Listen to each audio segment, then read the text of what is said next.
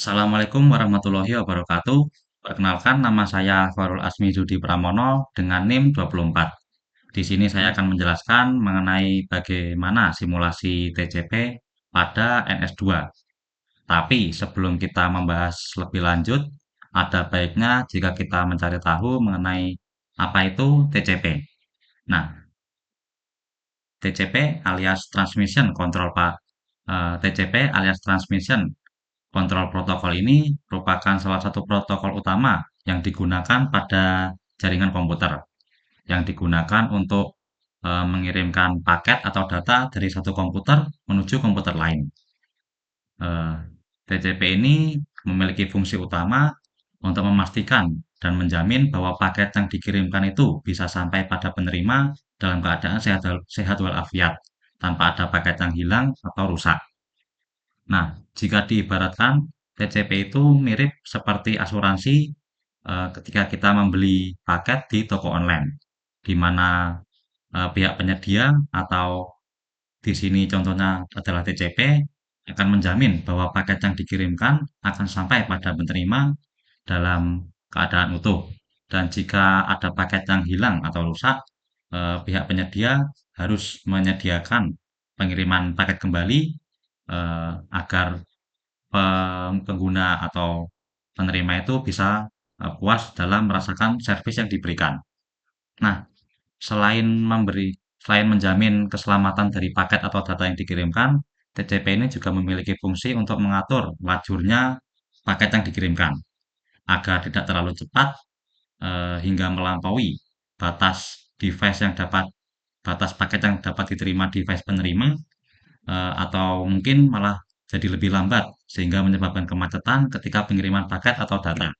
Dan fungsi terakhirnya adalah mengurutkan paket yang telah dikirimkan agar paketnya itu dalam keadaan urut tanpa adanya kerusakan struktur ketika diterima oleh pihak penerima.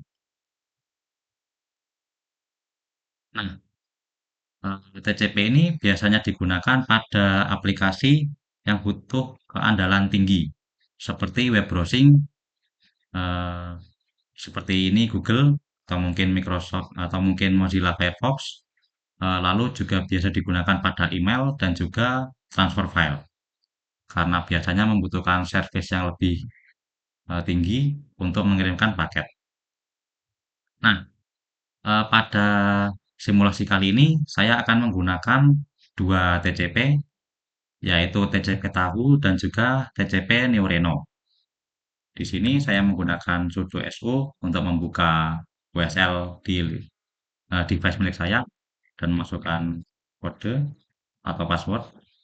Nah, saya menggunakan Gedit di sini sebagai kode untuk mengedit file yang ada di dalam Linux milik saya. Di sini filenya adalah tahu.tcl. Saya akan buka. Nah, sambil menunggu TCP Tahu ini merupakan salah satu TCP yang dia menggunakan metode slow start, di mana CWND alias congestion window itu diatur awalnya pada angka 1, lalu akan naik secara eksponensial atau secara biner perpangkatan, yaitu 2 pangkat 0, 2 pangkat 1, 2 pangkat 2, dan seterusnya, hingga nantinya mencapai SS thresh atau biasa disebut sebagai slow start threshold. Nah, mungkin kebanyakan masih belum tahu mengenai apa itu CWND. Nah, CWND alias congestion window itu merupakan apa ya namanya, parameter yang mengatur berapa banyak paket atau data yang dapat dikirimkan ketika proses pengiriman paket tersebut. Nah, nantinya dia si CWND ini akan naik secara eksponensial atau secara perpangkatan atau perpangkatan biner 2 pangkat 0 dan seterusnya hingga nanti mencapai SS thresh atau slow start threshold, yaitu merupakan batas dari eh, jalannya suatu slow start. Nah, ketika nanti dia sudah mencapai slow start threshold, si CWND ini akan naik secara linear, yaitu ditambahkan satu. Semisal SS trace-nya itu ada di angka 4, dia akan naik dari 2 pangkat 0, 2 pangkat 1, sampai 2 pangkat 2. Nah, ketika sampai 2 pangkat 2 alias 4, seterusnya dia akan naik secara linear ditambahkan 1, yaitu menjadi 5, 6, 7, 8, dan seterusnya hingga nantinya paket secara sepenuhnya telah diterima oleh pihak penerima atau device penerima. Nah, pada TCP tahu ini, ketika nanti ada paket yang hilang atau paket yang rusak, dia akan langsung dikirimkan ulang oleh TCP, namun pengiriman ulangnya itu dia akan mengulangi slow start dari satu lagi. CWND-nya akan diatur menjadi satu kembali, dan SS trace-nya itu akan disesuaikan eh, berdasarkan CWND saat ini. Semisal paketnya hilang di CWND 10, nanti SS trace-nya itu akan di angka 5. Sehingga nanti dari 1, lalu dari 2 pangkat 0, lalu 2 pangkat 1, lalu 2 pangkat 2. Nah, nanti setelahnya dia akan naik secara linear kembali hingga nanti paketnya telah terkirimkan sepenuhnya, atau mungkin jika ada error lagi dia akan mengulangi dari satu lagi CWND-nya dan melakukan slow start kembali. Nah, apa sih sebenarnya fungsi dari SS trace itu? Naiknya jadi linear satu, naiknya secara satu-satu, itu untuk menghindari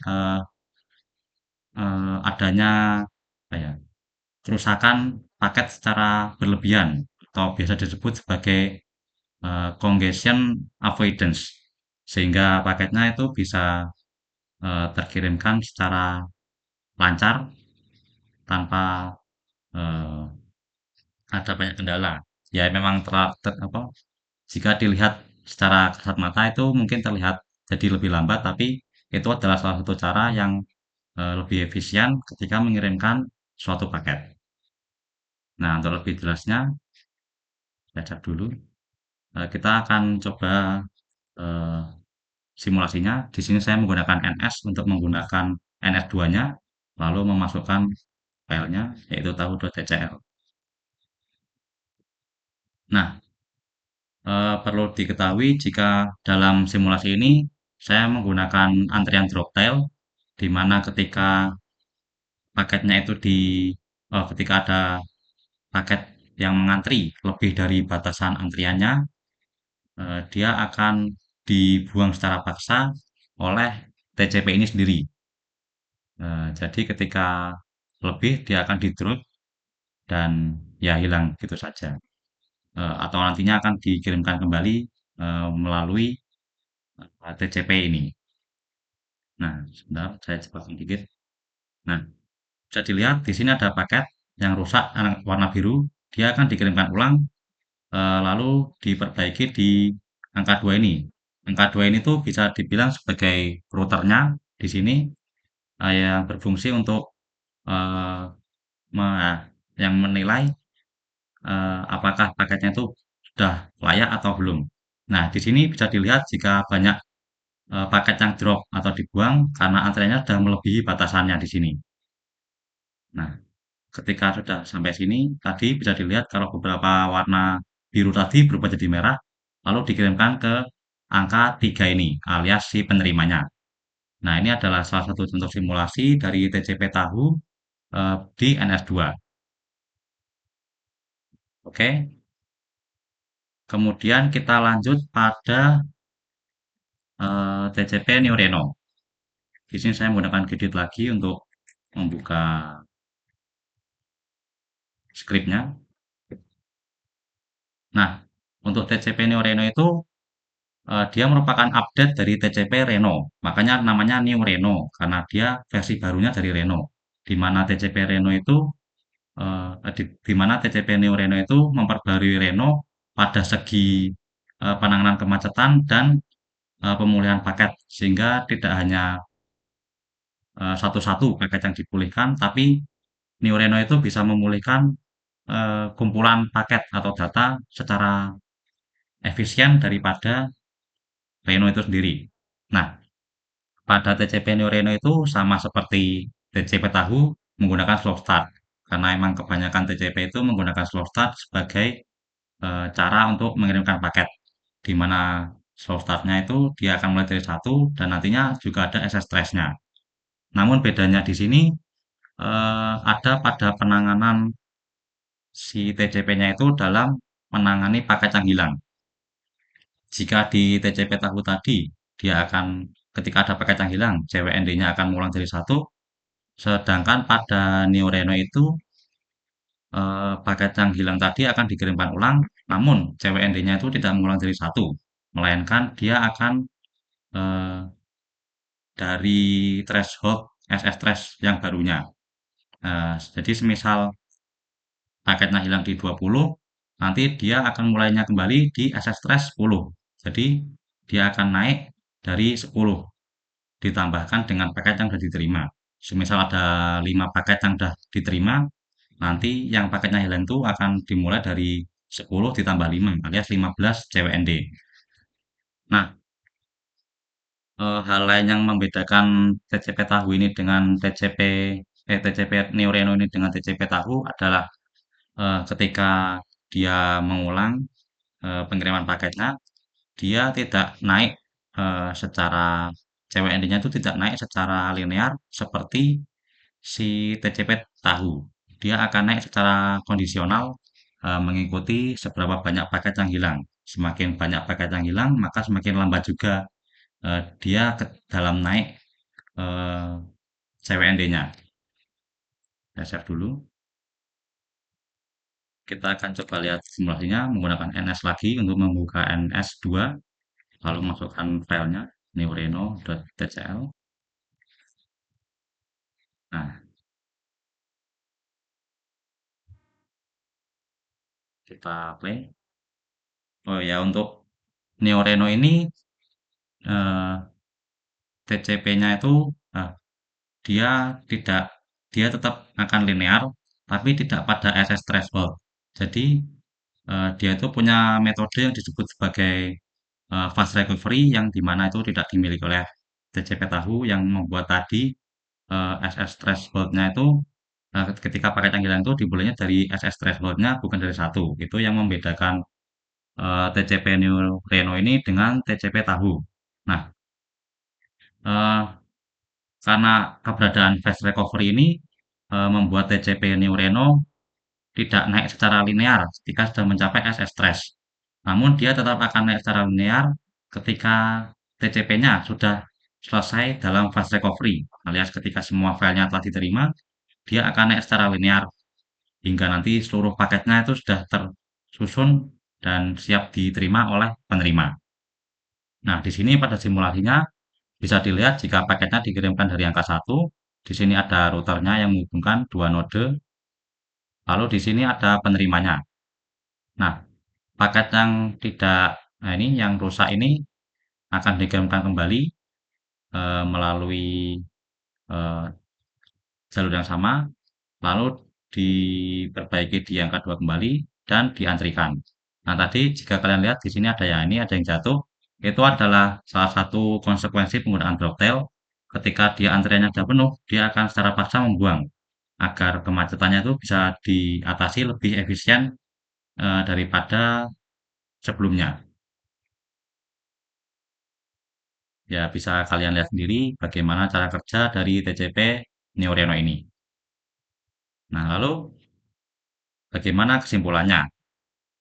Kesimpulannya TCP Neo Reno itu eh, lebih bagus dan lebih efisien daripada TCP tahu.